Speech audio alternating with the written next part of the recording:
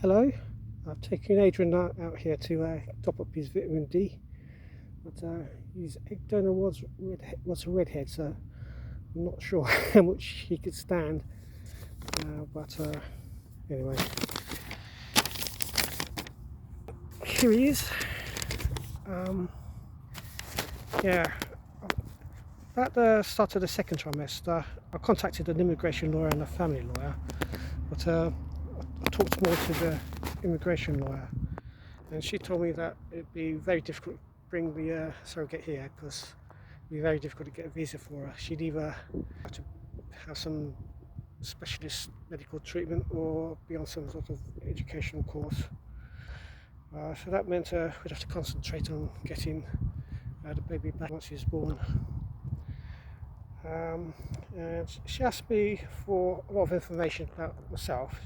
These are things like utility bills, deed polls for changes in name, my birth certificate, my parents' birth certificates, my parents' marriage certificate, my passport, my mortgage details, my land registry documents, P60 forms, pay slips, work contract, and then there were documents she asked about the surrogate. And these were mainly a birth certificate, a marriage certificate, a divorce certificate, and another certificate that says she can still get married, and a passport page as well. I also had to supply contracts to the surrogate agency and the childbearing contract to the surrogate, and give her the IVF clinic's genetic link confirmation, which proved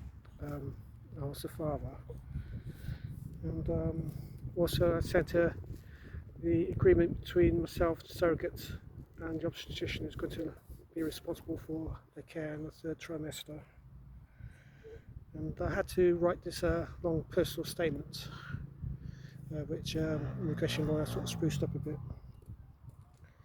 And then there were two other important forms. There was,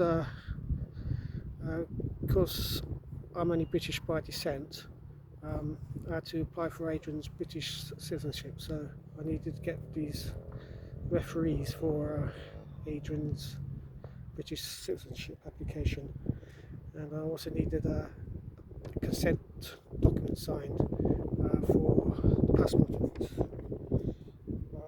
Well, I found most of these documents. I had to, some of them took a bit of finding, but by the time of the birth, there are only two major bits of documentation which are lacking.